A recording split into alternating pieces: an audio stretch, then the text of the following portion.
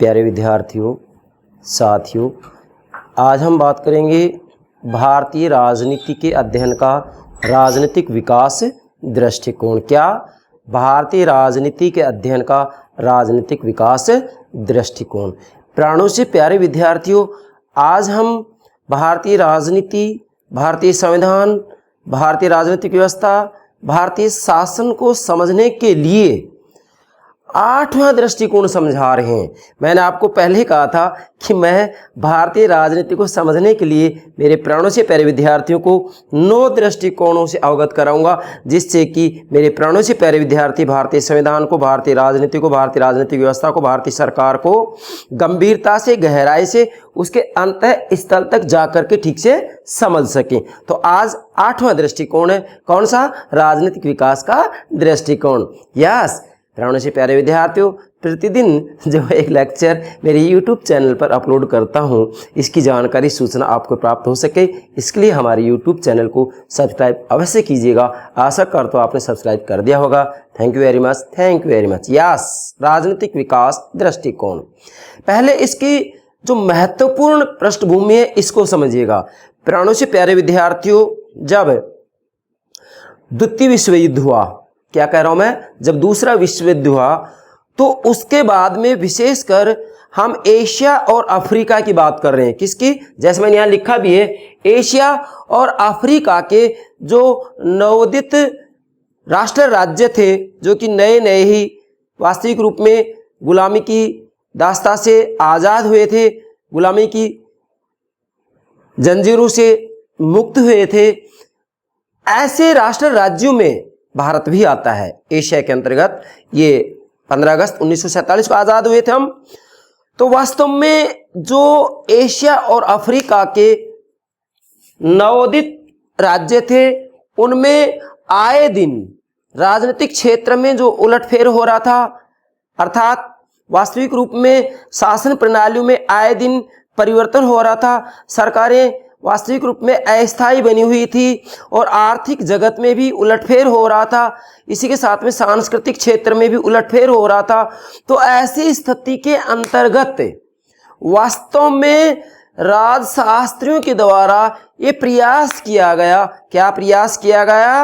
अर्थात राजवैज्ञानिकों के द्वारा प्रयास किया गया कि वास्तविक रूप में जो एशिया और अफ्रीका के नव स्वतंत्र राष्ट्र राज्य हैं, जो कि गुलामी से आजाद हुए हैं, इन देशों की राजनीतियों को किस प्रकार से समझा जाए। चूंकि इनसे पहले वास्तव में पश्चिमी देशों की राजनीतियों को समझने के लिए राजनीतिक व्यवस्था और संरचनात्मक प्रकार्यात्मक उपागम या दृष्टिकोण दे दिए गए थे। मतलब पश्चिमी देशों की राजनीतियों को समझने के लिए राजनीतिक व्यवस्था उपागम और संरचनात्मक प्रकार्यात्मक उपागम दे दिया गया था। डेविड स्टर्न राजनीतिक व्यवस्था का प्रतिमान देते हैं और आमंड एवं पावेल संरचनात्मक प्रकार्यात्मक प्रतिमान या परिप्रेक्ष्य देते हैं। किसको? पश्चिमी देशों की राजनीति को समझने के लिए। परंतु वास्तविक रूप में पश्चिमी देशों की जो राजनीति थी, उस राजनीति को इन दोनों उपागमों में से ठीक से समझा जा सकता था।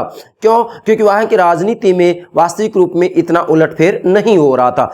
जबकि जो नव स्वतंत्र राष्ट्र राज्य थे एशिया और अफ्रीका के, इनकी राजनीति में आए दिन परिवर्तन हो रहे थे, सामाजिक व्यवस्था में भी परिवर्तन हो रहे थे, आर्थिक व्यवस्था में भी परिवर्तन हो रहे थे। तो ऐसी स्थिति में राजनीतिक व्यवस्था में आए दिन जो परिवर्तन हो रहे थे, इन परिवर्तनों को समझने के लिए नई अवधारणाओं का निर्माण किया गया, या वास्तविक रूप में एशिया और अफ्रीका के नव स्वतंत्र राज्यों की राजनीति को समझने के लिए नए नए दृष्टिकोणों का निर्माण किया गया। उन दृष्टिकोणों में से ही एक दृष्टिकोण है राजनीतिक विकास का दृष्टिकोण। और भी अनेकों दृष्टिकोण है, जैसे नंबर 1 राजनीतिक विकास का दृष्टिकोण, जिसकी चर्चा आज हम कर रहे हैं। राजनीतिक विकास का दृष्टिकोण दिया गया, राजनीतिक आधुनिकीकरण का दृष्टिकोण दिया गया, राजनीतिक समाजीकरण का दृष्टिकोण दिया गया, राजनीतिक संस्कृति का दृष्टिकोण दिया गया। अनेकों दृष्टिकोण हैं जिनके आधार पर वास्तविक रूप में एशिया और अफ्रीका के जो नव स्वतंत्र राष्ट्र राज्य थे, इनकी राजनीतियों को समझने का प्रयास किया गया। क्यों? क्योंकि राजनीतिक व्यवस्था उपागम और संरचनात्मक प्रक्रियात्मक उपागम से वास्तविक रूप में राजनीति की स्थिरता को, स्थायित्व को तो समझा जा सकता है, लेकिन राजनीतिक व्यवस्था में जब आए दिन परिवर्तन होता है तो ऐसे तीव्र परिवर्तनों को वास्तविक रूप में राजनीतिक व्यवस्था दृष्टिकोण से और संरचनात्मक प्रक्रियात्मक दृष्टिकोण से नहीं समझा जा रहा था।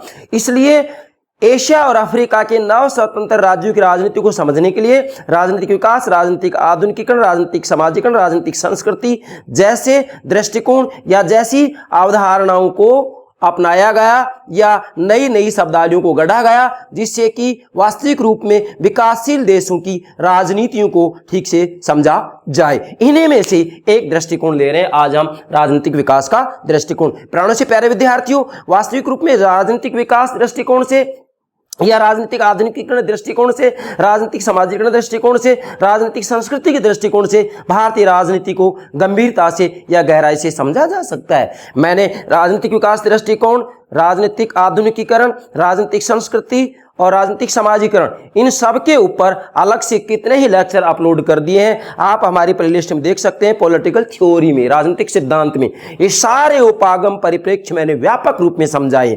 चूंकि अब तो हम केवल भारत की राजनीति की बात कर रहे हैं, इसलिए यहां अलग से मैंने आपको राजनीतिक विकास दृष्टिकोण समझाने का प्रयास किया है। चलिए मेरे प्राणों से प्यारे विद्यार्थियों, मैंने सबसे पहले यहां पर नोट किया है क्या कि दृष्टिकोण होता ही क्या है। भाई, जब वास्तविक रूप में किसी भी समस्या विशेष को या किसी भी घटना विशेष को समझने के लिए जो आधार सामग्री ली जाती है, वो आधार सामग्री ही दृष्टिकोण कहलाता है। अर्थात यहां पर भारतीय राजनीति को समझना एक समस्या है और वास्तविक रूप में राजनीतिक विकास की जो आधार सामग्री ली गई है भारतीय राजनीति को समझने के लिए, ये दृष्टिकोण है। मतलब भारत की राजनीति को समझने का जो नजरिया है यहाँ, वो राजनीतिक विकास का नजरिया है। किसका नजरिया है? राजनीतिक विकास का नजरिया है। अर्थात वास्तविक रूप में दृष्टिकोण का सीधा सा अर्थ होता है कि किसी भी घटना विशेष, समस्या विशेष को समझने के लिए जो आधार सामग्री ली जाती है या किसी भी समस्या को समझने के लिए जो नजरिया होता है, यहाँ पर राजनीति को समझने का जो नजरिया है वह नजरिया ही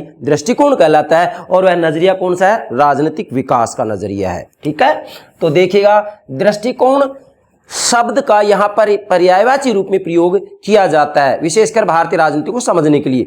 क्या दृष्टिकोण का उपागम के रूप में प्रयोग किया जाता है, परिप्रेक्ष्य भी कहा जाता है, दृष्टि बिंदु भी कहा जाता है और पद्धति भी कहा जाता है। मतलब दृष्टिकोण का पर्यायवाची रूप में प्रयोग किया जाता है, दृष्टिकोण का उपागम, परिप्रेक्ष्य, दृष्टि बिंदु और पद्धति के रूप में प्रयोग किया जाता है। तो आप इससे घबराए नहीं। कहीं मान लीजिएगा राजनीतिक विकास परिप्रेक्ष्य लिखा हुआ मिले तो इसका मतलब ये होगा कि भारतीय राजनीति को हम राजनीतिक विकास दृष्टिकोण के माध्यम से समझने का प्रयास कर रहे हैं। ये बात तो क्लियर हो गई है कि एशिया और अफ्रीका के अंतर्गत वास्तविक रूप में आए दिन जो राजनीति में परिवर्तन हो रहे थे, इन परिवर्तनों को समझने के लिए राजनीतिक विकास दृष्टिकोण का प्रयोग किया गया। और वैसे भी देखा जाए तो वास्तविक रूप में पश्चिमी देशों की राजनीति को समझने के लिए जिन उपागमों का प्रयोग किया जा रहा था, जैसे राजनीतिक व्यवस्था, जैसा कि David stand input output model दिया है, संरचनात्मक प्रक्रियात्मक मॉडल या उपागम जो कि आर्मंड पावेल ने दिया है, तो उनसे पश्चिमी देशों की राजनीति को समझा जा रहा था, समझा जा सकता है। लेकिन जो विकासशील देश हैं, जिनकी राजनीति में आए दिन परिवर्तन होता है, उनकी राजनीति को उन दोनों उपागमों में से नहीं समझा जा रहा था। इसलिए नए दृष्टिकोण, नई अवधारणाओं का निर्माण किया गया, जिनमें से ही एक है राजनीतिक विकास की अवधारणा या राजनीतिक विकास का दृष्टिकोण। यस, अब सबसे पहले मेरे प्यारे विद्यार्थी ध्यान देंगे, वास्तविक रूप में जो राजनीतिक विकास है, राजनीतिक विकास का अर्थ क्या है, इसके ऊपर वास्तविक रूप में विद्वानों में बहुत ज्यादा मतभेद है। कोई तो इसको कहता है, जैसा आमंड एम कोलमैन कह रहे हैं कि राजनीतिक विकास लोकतंत्र का ही पर्याय है। अर्थात जिस देश के अंतर्गत लोकतंत्र पाया जाता है, इसका मतलब वहां की राजनीति विकसित हो गई है। मतलब आमंड एम कोलमैन कह रहे हैं कि लोकतंत्र का ही पर्याय है कौन? राजनीतिक विकास। और इसी प्रकार से कुछ समाजशास्त्री जैसे गुन्नार मिर्डल और लर्नर, ये समाजशास्त्री, इन्होंने कहा है कि वास्तविक रूप में राजनीतिक विकास राजनीतिक आधुनिकीकरण का पर्याय है। क्या?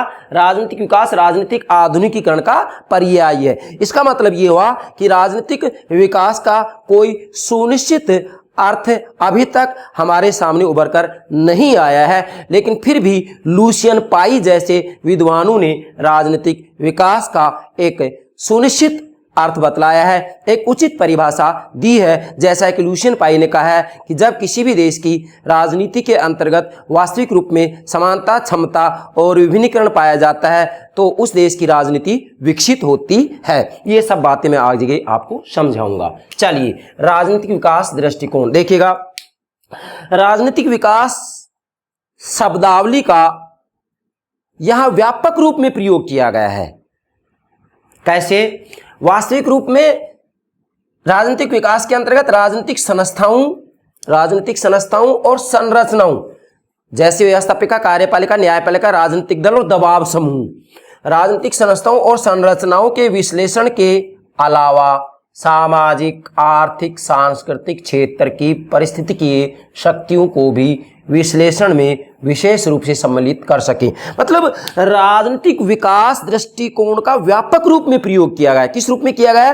कि इस अवधारणा के आधार पर अगर हम भारत की राजनीति को समझें तो इसके अंतर्गत राजनीतिक संस्थाओं और संरचनाओं जैसे व्यवस्थापिका, कार्यपालिका, न्यायपालिका, राजनीतिक दबाव समूह के विश्लेषण के अलावा सामाजिक, आर्थिक और सांस्कृतिक क्षेत्र की परिस्थितिकीय शक्तियों को भी विश्लेषण में विशेष रूप से सम्मिलित कर सके। मतलब वास्तविक रूप में आर्थिक शक्ति भी या आर्थिक जगत से भी राजनीति प्रभावित होती है, सांस्कृतिक जगत से भी राजनीति प्रभावित होती है और सामाजिक परिस्थितियों से भी राजनीति प्रभावित होती है। जैसे भारत की राजनीति जाति से प्रभावित होती है या नहीं? होती है। भाषा से प्रभावित होती है या नहीं? होती है। क्षेत्रता से प्रभावित होती है या नहीं? होती है। इसी प्रकार से अगर हमारी अर्थव्यवस्था कमजोर होगी तो क्या हमारी राज्य व्यवस्था मजबूत हो सकती है? नहीं हो सकती। तो कहने का मूल भावार्थ ये कि राजनीतिक विकास दृष्टिकोण जो है इसके अंतर्गत राजनीतिक विकास शब्द का जो अर्थ लिया गया व्यापक रूप में लिया गया। मतलब इसके अंतर्गत राजनीतिक संरचनाओं, संस्थाओं के विश्लेषण के साथ साथ वास्तविक रूप में आर्थिक, सांस्कृतिक और सामाजिक परिस्थिति की शक्तियों को भी सम्मिलित कर लिया गया है। मतलब मूल बात यह है कि वास्तविक रूप में राजनीतिक व्यवस्था सामाजिक शक्तियों से प्रभावित होती है और सामाजिक शक्तियों को राजनीतिक व्यवस्था भी प्रभावित करती है। ये बात सुनिश्चित है। चलिए, अब एक एक बात को लेते हैं। नंबर 1, एशिया और अफ्रीका के नवोदित राज्यों में होने वाले उलटफेर को समझने के लिए राजनीतिक विकास दृष्टिकोण या राजनीतिक विकास की अवधारणा का प्रयोग किया गया। मतलब राजनीतिक विकास शब्दावली का निर्माण किया गया। किसके लिए? एशिया और अफ्रीका के जो नव स्वतंत्र राष्ट्र राज्य थे इनकी राजनीति को समझने के लिए। क्यों? क्योंकि इनकी राजनीति में आए दिन परिवर्तन हो रहे थे और आए दिन जो परिवर्तन हो रहे थे उन तीव्र परिवर्तनों को वास्तविक रूप में राजनीतिक व्यवस्था और संरचनात्मक प्रक्रियात्मक दृष्टिकोण से नहीं समझा जा रहा था। ऐसी स्थिति में विकासशील देशों की राजनीति को समझने के लिए राजनीतिक विकास शब्दावली का निर्माण किया गया। यह राजनीतिक विकास दृष्टिकोण प्रस्तुत किया गया जिससे कि एशिया और अफ्रीका के राज्यों की राजनीति को समझा जा सके। यस मेरे प्यारे से प्यारे विद्यार्थियों, इसको गंभीरता से समझना है। दूसरी बात, अब इसमें क्या ले रहे हैं हम कि राजनीतिक विकास वाकई होता क्या है, इसका अर्थ क्या है। अब देखो, मैं आपको राजनीतिक विकास समझाऊं तो इसके लिए एक उदाहरण देना चाहूंगा। जैसे मान लीजिएगा यहाँ पर मैंने आपको बताया कि समाजशास्त्री गुनार मिर्डल और लर्नर, ये समाजशास्त्री कह रहे हैं कि राजनीतिक आधुनिकीकरण का पर्याय है। कौन? राजनीतिक विकास। मतलब गुनार मिर्डल और लर्नर ये दोनों समाजशास्त्री ये कह रहे हैं कि राजनीतिक विकास राजनीतिक आधुनिकीकरण का ही पर्याय है। मतलब ये समाजशास्त्री राजनीतिक विकास और राजनीतिक आधुनिकीकरण को एक मानते हैं, जबकि वाकई ये दोनों एक नहीं है, इन दोनों में अंतर है। कैसे? बेटा समझिए। देखो, इससे आप राजनीतिक विकास और राजनीतिक आधुनिकीकरण को इजीली समझ जाएंगे। भाई मान लीजिएगा पूर्व दिशा से और पश्चिम दिशा की तरफ, पूर्व से और पश्चिम की तरफ एक नदी का बहाव है। एक नदी का बहाव किसकी तरफ है? पूर्व से पश्चिम की तरफ। तो राजनीतिक विकास में तो हमें क्या करना होगा? वास्तव में पश्चिम से पूर्व की तरफ चलना है। हमको नदी को चीरते हुए अपनी ताकत लगाते हुए आगे बढ़ना है। जबकि राजनीतिक आधुनिकीकरण में वास्तविक रूप में उस नदी के बहाव के साथ चलना है। कैसे? जैसे आज पूरी दुनिया में राजतंत्र का जो लोकतंत्रीकरण हो रहा है वो राजनीतिक आधुनिकीकरण की निशानी है। क्या? राजनीतिक आधुनिकीकरण की निशानी है। अर्थात वास्तविक रूप में राजतंत्र का लोकतंत्रीकरण पूरी दुनिया में धीरे धीरे स्वतः ही हो रहा है। इसके लिए कोई संघर्ष करने की जरूरत नहीं है। अगर ऐसा किसी देश में नहीं होगा तो वास्तविक रूप में स्वतः ही वह किसी न किसी रूप में जो राजतंत्रीय प्रणाली है कमजोर पड़ती चली जाएगी, जैसा कि पूरी दुनिया में हो रहा है। और राजनीतिक विकास में क्या होता है, राजनीतिक विकास में प्रयास किया जाता है, जैसे मैंने कहा ना कि नदी का बहाव पूर्व से पश्चिम की तरफ है, तो पश्चिम से पूर्व की तरफ विपरीत दिशा में चलना होगा, जबकि राजनीतिक आधुनिकीकरण में पूर्व से पश्चिम की तरफ नदी के बहाव के साथ चलना है, जैसे राजतंत्र का लोकतंत्रीकरण हो रहा है, तो ये राजनीतिक आधुनिकीकरण के अंतर्गत आएगा। लेकिन राजनीतिक विकास में नदी को चीरते हुए आगे बढ़ना है, अर्थात इसके अंतर्गत वास्तविक रूप में उस देश की राजनीतिक व्यवस्था को क्षमतावान होना पड़ेगा, वहां पर किसी न किसी रूप में समानता को अपनाना पड़ेगा, विधि की दृष्टि में सभी लोगों को समान मानना पड़ेगा। इसी के साथ में जो संरचनाएं होती हैं उन संरचनाओं का विभिन्नीकरण तो होगा, लेकिन इसके साथ में भूमि का विभिन्नीकरण भी होना चाहिए। मतलब संरचनात्मक विभिन्नीकरण का मतलब होगा कि वहां कानून बनाने वाली संस्था व्यवस्थापिका होगी, कानून को लागू करने वाली संस्था कार्यपालिका होगी और न्यायिक निर्णय लेने वाली संस्था न्यायपालिका होगी। पर इसके साथ साथ भूमि का विभिन्नीकरण भी होना चाहिए। मतलब व्यवहार में व्यवस्थापिका के द्वारा कानून बनाए जाने चाहिए, इसी के साथ में कार्यपालिका व्यवहार में कानून को लागू करे और न्यायपालिका निष्पक्ष रूप में फैसला करे। अगर ये तीनों ही वास्तव में अपना अपना कार्य कर रहे हैं तो ये कहलाता है भूमि का विभिन्नीकरण। तो राजनीतिक विकास में समानता, क्षमता और विभिन्नीकरण होना ही चाहिए। जैसा कि लुसियन पाई ने यह कहा है कि किसी भी देश की राजनीति यदि विकसित है तो उस देश की राजनीति के अंतर्गत समानता, क्षमता और विभिन्नीकरण पाया ही जाएगा। अगर इस आधार पर हम भारत की राजनीति का विश्लेषण करें तो भारत की राजनीति में हम पहला बिंदु ले रहे हैं जैसे समानता, तो भारत की राजनीति के अंतर्गत कानूनी की दृष्टि में सभी समान है, लेकिन व्यवहार में हम एक देखते हैं कि किसी न किसी रूप में असमानता मौजूद है।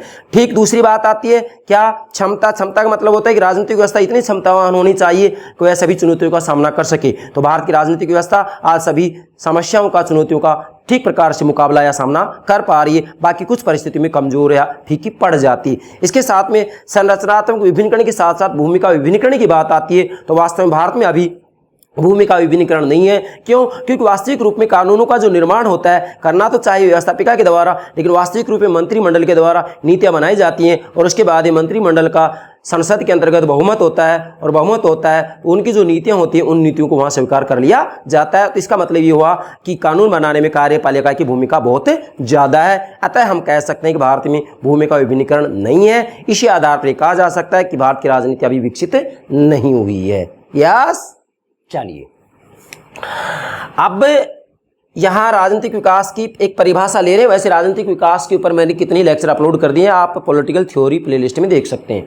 राजनीतिक संस्थाओं का विभिन्नीकरण और विशेषीकरण तथा राजनीतिक संस्कृति का ऐसा बढ़ता हुआ लौकिकीकरण है जिससे जनता में समानता और राजनीतिक व्यवस्था में कार्य क्षमता तथा उसकी उपव्यवस्था की स्वायत्तता बढ़ जाए। बहुत महत्वपूर्ण बात है क्या कि राजनीतिक संस्थाओं का विभिन्नीकरण हो, मतलब जिस देश में राजनीतिक विकास होगा वहाँ राजनीतिक संस्थाओं का विभिन्नीकरण होगा और विशेषीकरण होगा। इसका मतलब ये है कि जैसे सरकार के 3 अंग हो गए, व्यवस्थापिका, कार्यपालिका और न्यायपालिका, तो इसका विभिन्नीकरण भी हो और साथ में विशेषीकरण भी हो। मतलब ना केवल ये सरकार के 3 अंग अलग अलग हो बल्कि वाकई व्यवहारिक रूप में इनके द्वारा अपने अलग अलग रूप में कार्य किए जाएं। तो भारत में हम देखते हैं वास्तव में यहाँ पर भूमि का विभिन्नीकरण नहीं है, विशेषीकरण नहीं है। सरकार के 3 अंग तो हैं लेकिन भूमि का विभिन्नीकरण नहीं पाया जाता है। विभिन्नीकरण और विशेषीकरण तथा राजनीतिक संस्कृति का ऐसा बढ़ता हुआ लौकिकीकरण है, मतलब जिस देश की राजनीति विकसित होगी वहां पर राजनीतिक संस्कृति का भी लौकिकीकरण होगा। इसका मतलब यह है कि जो जनता होती है वह अपने स्थानीय हितों को महत्व नहीं देगी बल्कि राष्ट्रीय हितों को महत्व देगी। तो भारत की बात आती है तो स्थानीय हितों को वास्तविक रूप में प्राथमिकता दी जाती है। इसका मतलब भारत में अभी राजनीतिक संस्कृति का लौकिकीकरण नहीं हुआ है। राजनीतिक संस्कृति का अर्थ होता है कि वास्तविक रूप में राजनीति के प्रति लोगों की क्या सोच है। जैसे कि भारत में राजनीति को एक व्यवसाय समझा जाता है। क्या समझा जाता है? व्यवसाय समझा जाता है। राजनीतिक संस्कृति का ऐसा बढ़ा हुआ लौकिकीकरण है जिससे जनता में समानता, अब देखो समानता, क्षमता और विभिन्नीकरण, तो ये लुसियन पाई ने राजनीतिक विकास के 3 लक्षण बताए, समानता, क्षमता और विभिन्नीकरण। मतलब किसी भी देश की राजनीति में, चाहे भारत की राजनीति क्यों ना हो, यदि जनता में समानता है तो भारत की बात आए तो क्या यहाँ पर समानता है? कानूनी दृष्टि से तो वास्तविक रूप में विधि की दृष्टि से सभी समान है, कानून के समक्ष समानता का अधिकार है, लेकिन व्यवहार में हम देखते हैं कि जाति, भाषा, धर्म इत्यादि के आधार पर किसी न किसी रूप में भेदभाव किया जाता है, तो समानता नहीं है। इसका मतलब भारत की राजनीति विकसित नहीं है। जनता में समानता और राजनीतिक व्यवस्था में कार्य क्षमता, मतलब जो राजनीतिक व्यवस्था है राजनीतिक व्यवस्था भी क्षमतावान होनी चाहिए, अर्थात वास्तविक रूप में जनता के द्वारा यदि अनुचित मांगे उठाई जाएं तो उन अनुचित मांगों को राजनीतिक व्यवस्था पॉलिटिकल सिस्टम दृढ़ता से ठुकरा दे, अस्वीकार कर दे, ऐसी क्षमता राजनीतिक व्यवस्था में होनी चाहिए। तो भारतीय राजनीतिक व्यवस्था की बात की जाती है तो आज के दौर में हम कह सकते हैं कि भारतीय राजनीतिक व्यवस्था वास्तविक रूप में क्षमतावान है, आंतरिक दृष्टि से भी और बाहरी दृष्टि से भी। तो इस आधार पर यह कहा जा सकता है कि भारत की राजनीति अतिशीघ्र विकसित होने वाली है। नेक्स्ट, तथा उसकी उपव्यवस्थाओं की स्वायत्ता बढ़ जाए। उपव्यवस्था की स्वायत्ता का मतलब होता है, जैसे मान लीजिएगा राजनीतिक दल है तो ये राजनीतिक व्यवस्था की उपव्यवस्था है, तो राजनीतिक दलों की भी जो है वास्तविक रूप में स्वायत्ता बढ़ जानी चाहिए, अर्थात राजनीतिक दल भी किसी न किसी रूप में स्वतंत्र रहने चाहिए। तो ऐसी बात नहीं, हमारे भारत के अंतर्गत राजनीतिक दल स्वतंत्र रूप में कार्य करते हैं। तो इस आधार पर भी कहा जा सकता है कि भारत की राजनीति क्रमशः धीरे धीरे विकसित होती जा रही है। यस, हाँ, पश्चिमी जगत की बात करें तो पश्चिमी देशों से तो तुलना की जाएगी तो ऐसी स्थिति में भारत की राजनीति अभी वास्तविक रूप में विकसित नहीं हो पाई है। ठीक है, चलिए अगली बात देते हैं। क्या जो ये राजनीतिक विकास दृष्टिकोण है, वास्तव में इस राजनीतिक विकास का भारत में क्या अर्थ है? भारत में इसका अर्थ होगा कि एक प्राचीन देश अपनी पुरानी परंपरा और विविधता को बनाए रखते हुए आधुनिक युग की अच्छी बातों को ग्रहण करे। मतलब भारत के संदर्भ में राजनीतिक विकास का अर्थ क्या होगा? ये होगा कि भारत में वास्तविक रूप में एक प्राचीन देश है तो अपनी परंपरा और विविधता को भी बनाए रखे और साथ में ये आधुनिक युग की अच्छी बातों को ग्रहण भी करे। अब जैसे हम देखते हैं कि भारत के अंतर्गत संसदात्मक शासन प्रणाली को अपनाया गया है ना, तो ये वास्तविक रूप में हम कहेंगे कि आधुनिक युग की अच्छी बात है जिसको कि स्वीकार किया गया। हमारे संविधान निर्माताओं ने स्वीकार किया है, इसको संसदात्मक शासन प्रणाली को अपनाया है। परंतु दूसरी तरफ हम देखते हैं तो हमारे यहाँ पर अभी भी राजनीतिक व्यवस्था या भारत की राजनीति जाति, भाषा, धर्म, क्षेत्रीयता से प्रभावित होती है और ये वास्तविक रूप में एक परंपरा से चिपके रहने वाली बात होती है। इसलिए कहा जाता है कि भारत की राजनीति अभी संक्रमण काल की स्थिति में है, अर्थात भारत की राजनीति वास्तविक रूप में पूर्ण रूप में आधुनिक नहीं बन पाई है, पूर्ण रूप में विकसित नहीं हो पाई है। अच्छी बातों को ग्रहण करें। भारत में राजनीति देश की एकता को बनाए रखने की राजनीति है, अर्थात वास्तविक रूप में यदि भारतीय राजनीति का आपको विश्लेषण करना है तो भारत के अंतर्गत कोई भी निर्णय लिया जाता है तो निर्णय लेने से पहले एक बात जरूर देखी जाती है कि इस निर्णय से भारत की एकता को कहीं खतरा तो नहीं हो रहा है। सबसे पहले ये बात देखी जाती है कि देश की एकता को बनाए रखना है। देश की एकता को किसी भी रूप में कोई खतरा होता है तो ऐसा निर्णय नहीं लिया जाता है। इसलिए भारत की राजनीति देश की एकता को बनाए रखने की राजनीति है, वास्तविकता है, सच्चाई है। नेक्स्ट, व्यक्तियों और समूहों को राजनीतिक प्रक्रियाओं और संस्थाओं में भाग लेने का अवसर दिया जाता है, अर्थात भारतीय राजनीति की बात की जाती है तो वास्तविक रूप में भारतीय राजनीति के अंतर्गत विभिन्न प्रकार के समूहों को भी और व्यक्तियों को राजनीतिक प्रक्रियाओं और संस्थाओं में भाग लेने का अवसर दिया जाता है। मतलब यहाँ किसी एक वर्ग विशेष का आधिपत्य नहीं है। नेक्स्ट, व्यक्ति के हित का राज्य के हित से सामंजस्य किया जाता है, अर्थात भारत की राजनीति का जब हम राजनीतिक विकास दृष्टिकोण से विश्लेषण करते हैं तो वास्तविक रूप में भारत के अंतर्गत राज्य के हित को या राष्ट्र राज्य के हित को प्राथमिकता दी जाती है, परंतु इसका मतलब ये नहीं है कि व्यक्ति का अहित किया जाएगा। इसलिए भारत की राजनीति के अंतर्गत वास्तविक रूप में व्यक्ति के हित का राज्य के हित से सामंजस्य किया जाता है, सामंजस्य बिठाया जाता है, तालमेल किया जाता है, जिससे कि व्यक्ति का भी अहित नहीं हो और राज्य का अहित तो किसी भी रूप में बर्दाश्त नहीं किया जाएगा। इसलिए भारत की राजनीति में व्यक्ति के हित और राज्य के हित में सामंजस्य तालमेल बिठाया जाता है। बहुत महत्वपूर्ण बात है। नेक्स्ट, भारत में अधिकार और सत्ता पर किसी वर्ग या सीमित शासक वर्ग का एकाधिकार नहीं है। मेरे प्यारे विद्यार्थियों ध्यान देंगे, भारत में अधिकार और सत्ता पर किसी वर्ग या सीमित शासक वर्ग का एकाधिकार नहीं है। किसी भी वर्ग विशेष का या एक सीमित शासक वर्ग ही सत्ता को वास्तविक रूप में अपने अधीन नहीं रखता है, बल्कि यहां हम कह सकते हैं कि सभी वर्गों को किसी न किसी रूप में राजनीतिक व्यवस्था में भाग लेने का अवसर दिया जाता है। आप कितने ही ऐसे उदाहरण भारत के अंतर्गत देख सकते हैं। देखिएगा, जैसे आज मैं आपको बताऊं कि हमारे भारत के जो राष्ट्रपति हैं द्रौपदी मुर्मू जी, तो आप इसके आधार पर देख सकते हैं कि आदिवासी समाज से आती हैं, तो इसका मतलब किसी वर्ग विशेष का आधिपत्य नहीं है। और कितने ही, ये तो मैंने एक एग्जाम्पल दिया और इतने इस आधार पर कितने एग्जाम्पल दिए जा सकते हैं। तो भारत में अधिकार और सत्ता पर किसी वर्ग या सीमित शासक वर्ग का एकाधिकार नहीं है। आर्थिक विकास और सामाजिक परिवर्तन संबंधी निर्णय राजनीतिक वाद विवाद और लोकतांत्रिक प्रक्रिया से किए जाते हैं। दूसरी बात, आर्थिक विकास और सामाजिक परिवर्तन संबंधी निर्णय राजनीतिक वाद विवाद और लोकतांत्रिक प्रक्रिया से किए जाते हैं। मतलब भारत की राजनीति का यदि आप निष्पक्ष रूप में विश्लेषण करें राजनीतिक विकास दृष्टिकोण से, तो आप ये कह सकते हैं कि भारत के अंतर्गत वास्तविक रूप में आर्थिक विकास और सामाजिक परिवर्तन संबंधी कोई भी निर्णय लिया जाता है तो वह निर्णय राजनीतिक वाद विवाद और लोकतांत्रिक प्रक्रिया के द्वारा ही लिया जाता है। यस। नेक्स्ट, विकास का काम प्रशासन के विकसित और सुगठित ढांचे के अंतर्गत हुआ है। क्या? वास्तविक रूप में भारत के अंतर्गत जो राजनीतिक विकास हुआ है वह राजनीतिक विकास का काम प्रशासन के, किसके? प्रशासन के। प्रशासन क्या है? प्रशासन के ऊपर मैंने कितने लेक्चर अपलोड कर रखे हैं, आप प्लेलिस्ट में देख सकते हैं। लोक प्रशासन के अंतर्गत विकास का काम अर्थात राजनीतिक विकास का काम प्रशासन के विकसित और सुगठित ढांचे के अंतर्गत शुरू हुआ है। मतलब वास्तविक रूप में भारत के अंतर्गत राजनीतिक विकास की जो शुरुआत हुई है वह प्रशासन के द्वारा की गई है। और भारत में राष्ट्र निर्माण की 2 प्रक्रियाएं चालू हैं। मतलब भारत में जो राष्ट्र का निर्माण किया जा रहा है, राष्ट्र निर्माण का मतलब होता है कि वास्तविक रूप में देखो, एक तो होता है राज्य का निर्माण, दूसरा होता है राष्ट्र का निर्माण। राज्य निर्माण के अंतर्गत तो वास्तविक रूप में जो सत्ता होती है वो एक जगह एकत्रित होती चली जाती है, अर्थात एक केंद्रीय सत्ता में वास्तविक रूप में शक्ति एकत्रित होती चली जाती है। या ये कहें कि राजनीतिक व्यवस्था पूर्ण रूप में शक्तिशाली होती चली जाती है, अन्य व्यवस्थाएं राजनीतिक व्यवस्था के अधीन आ जाती हैं। इसको कहते हैं राज्य का निर्माण। और राष्ट्र का निर्माण, राष्ट्र निर्माण का मतलब होता है कि उस राज्य के अंतर्गत वास्तविक रूप में चाहे विभिन्न प्रकार की जाति, भाषा, धर्म आदि हो, लेकिन वास्तविक रूप में वो अपने हित को प्राथमिकता नहीं देते हैं बल्कि राष्ट्र हित को प्राथमिकता देते हैं। और जब राष्ट्र हित को प्राथमिकता देते हैं तो इसी को कहते हैं राष्ट्र निर्माण। तो भारत में राष्ट्र निर्माण की 2 प्रक्रियाएं चालू हैं। एक है सरकारी प्रशासकीय प्रक्रिया।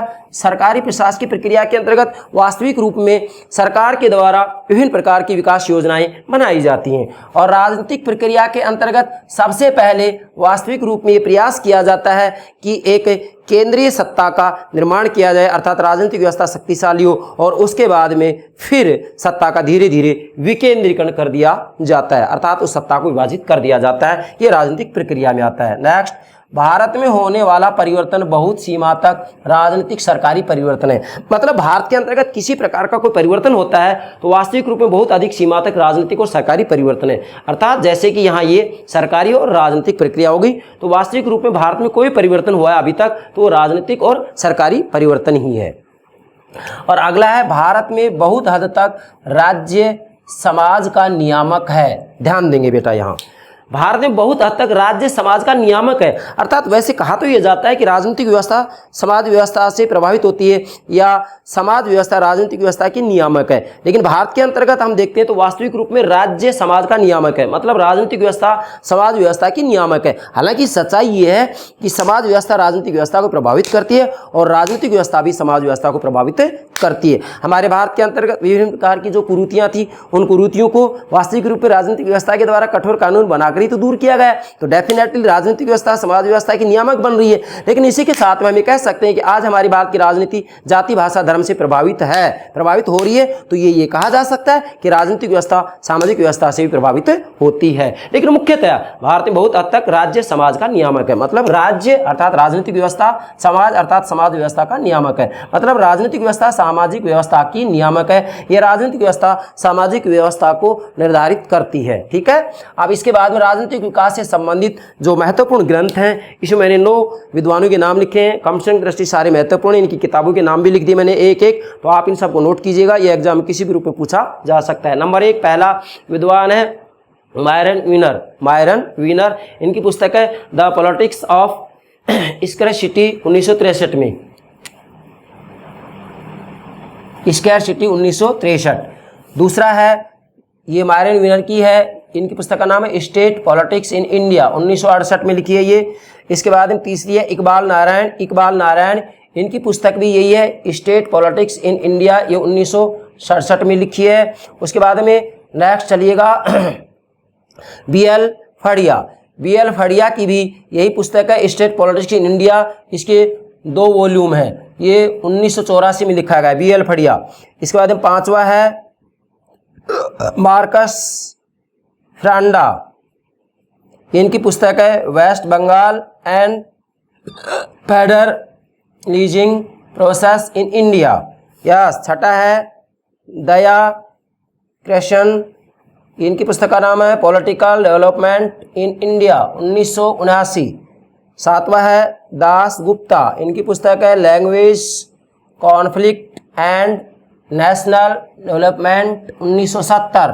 नेक्स्ट आठवां है रजनी कोठारी, बहुत महत्वपूर्ण विद्वान है, इनकी पुस्तक है state and nation building 1976। Nation अर्थात स्टेट मतलब राज्य और राष्ट्र निर्माण 1976 में लिखी, बहुत महत्वपूर्ण पुस्तक रजनी कोठारी की। नौवां है W.H. मॉरिस जॉन्स, ये भी बहुत महत्वपूर्ण पुस्तक है, एग्जाम पूछ ली जाती है। इनकी पुस्तक है the government and politics of India 1974 में लिखी गई है ये पुस्तक। अब इन सभी अर्थात इन 9 के 9 ग्रंथों के अंतर्गत वास्तविक रूप में कमी है, और वो कमी क्या है मैंने नोट भी की है। कमी क्या है कि राजनीतिक विकास का अध्ययन आर्थिक विकास के परिप्रेक्ष्य में कम हुआ है, मतलब इन्होंने आर्थिक विकास को इतना ज़्यादा महत्व नहीं दिया है, और ये राजनीतिक विकास दृष्टिकोण की भी सबसे महत्वपूर्ण कमी है, मैंने नोट कर दिया यहाँ पर। अर्थात राजनीतिक विकास दृष्टिकोण की जो सबसे महत्वपूर्ण कमी है, या इन ग्रंथों में जो सबसे महत्वपूर्ण कमी है वो क्या है कि राजनीतिक विकास का अध्ययन आर्थिक विकास के परिप्रेक्ष्य में कम हुआ है। मतलब राजनीतिक विकास का अध्ययन तो किया इन्होंने, लेकिन राजनीतिक विकास को जो अध्ययन किया है उसमें आर्थिक विकास को इन्होंने वास्तविक रूप में इतना ज़्यादा महत्व नहीं दिया है, जबकि बिना आर्थिक विकास के राजनीतिक विकास भी नहीं हो सकता। नोट करेंगे राजनीतिक विकास दृष्टिकोण की सबसे महत्वपूर्ण कमी, या इन सभी ग्रंथों की सबसे महत्वपूर्ण कमी क्या है कि राजनीतिक विकास का अध्ययन आर्थिक विकास के परिप्रेक्ष्य में बहुत कम हुआ है, नहीं के बराबर हुआ है। ठीक है, ये हो गया आपका भारतीय राजनीति, भारतीय संविधान या भारतीय राजनीतिक व्यवस्था के अध्ययन का राजनीतिक विकास दृष्टिकोण।